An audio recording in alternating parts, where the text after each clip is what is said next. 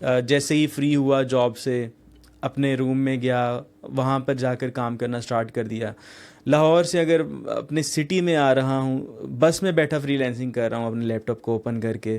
اور پھر اگر گھر آیا ہوں 1 دن کے لیے 2 دن کے لیے، تو گھر والے کہہ رہے ہیں کہ بھائی اب تو لیپ ٹاپ کو چھوڑ دو. ابھی ان کو کیا پتہ کہ ابھی فری لینسنگ کا جو ہے نا ایک چھوٹا سا پروجیکٹ مل گیا جس میں $3 $4 یا $5 پر گھنٹہ کوئی کلائنٹ ولنگ ہے پے کرنے کے لیے.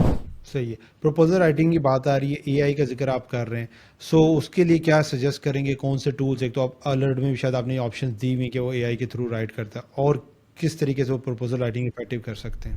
مطلب لیٹس سپوز آپ آج میں 0 پہ ہوں، میں آج بھی اسٹارٹ کروں گا، مجھے کوئی نہ کوئی نیا پروڈکٹ مل جائے گا نا.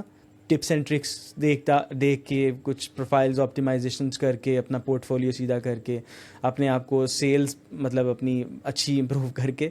بٹ دا تھنگ از کہ اگر مجھے وہ جاب کا ایکسپیرینس نہ ہوتا تو میں اتنی اچھی ایگزیکیوشن یا اتنی جلدی گروتھ نہ کر سکتا، اور میں بہت چیزوں میں لیگ کرتا.